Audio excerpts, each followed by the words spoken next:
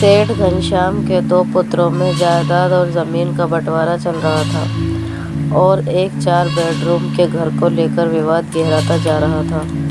एक दिन दोनों भाई मरने मारने पर उतारू हो चले तो पिताजी बहुत ज़ोर से हंसे।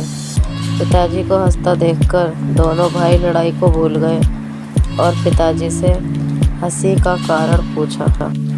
पिताजी ने कहा, इस छोटे से ज़मीन के टुकड़े के लिए इतना लड़ रहे हो? छोड़ो इसे, आओ मेरे साथ, एक अनमोल खजाना दिखाता हूँ मैं तुम्हें। पिता घनश्याम जी और दोनों पुत्र पवन और मदन उनके साथ रवाना हुए।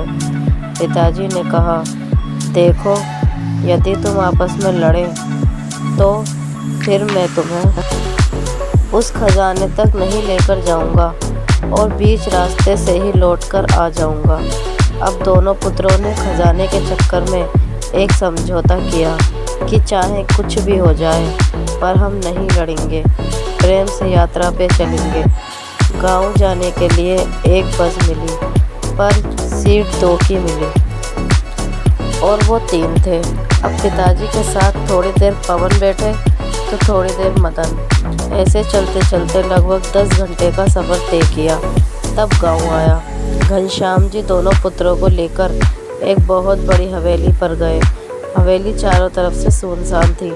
घनश्याम जी ने देखा कि हवेली में जगह जगह कब अपना घोंसला बना रखा है तो घनश्याम वहीं बैठकर रोने लगे। पुत्रों ने पूछा, क्या हुआ पिताजी, आप रो क्यों रहे हैं? रोते हुए उस वृद्ध पिता ने कहा, ज़रा ध्यान से देखो इस घर को, ज़रा याद करो वो बचपन जो तुमने यहाँ बिताया था। तुम्हें याद है बच्चों, इसी हवेली के लिए मैंने अपने बड़े भाई से बहुत लड़ाई की थी। ये हवेली तो मुझे मिल गई पर मैंने उस भाई को हमेशा के लिए खो दिया क्योंकि वो दूर देश में जाकर बस गया और फिर वक्त बदल गया। एक दिन हमें भी ये हवेली छोड़कर जाना पड़ा। अच्छा, तुम ये बताओ बेटा कि जिस सीट पर हम बैठकर आए थे, क्या वो बस की सीट हमें मिल गई? और यदि मिल भी जाती तो क्या वो सीट हमेशा हमेशा के लिए हमारी हो जाती? मतलब कि उस सीट पर हमारे सिवा और कोई ना बैठ सकता? दोनों पुत्रों ने एक साथ कहा कि ऐसे कैसे हो सकता है? बस की यात्रा तो चलती रहती है और उस सीट पर सवारियां बदलती रहती हैं। पहले हम बैठे थे, आज कोई और बैठा होगा और पता नहीं कल कोई और बैठेगा। और वैसे भी उस सीट में क्या धरा है जो थोड़ी सी देर के लिए हमारी है? पिताजी पहले हंसे और फिर आंखों में आंसू भरकर बोले, देखो, यही मैं तुम्हें समझा रहा हूँ कि जो थोड़ी देर के लिए हमारा है, तुमसे पहले उसका मालिक कोई और था। थोड़ी देर के लिए तुम हो और थोड़ी देर बाद कोई और हो जाएगा।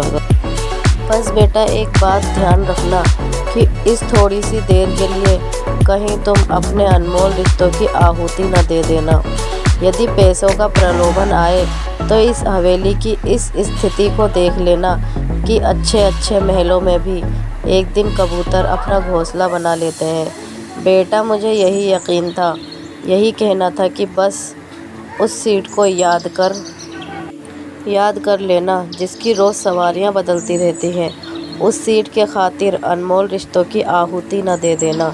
जिस तरह से बस की यात्रा में तालमेल बिठाया था, बस वैसे ही जीवन की यात्रा में भी तालमेल बिठाते रहना।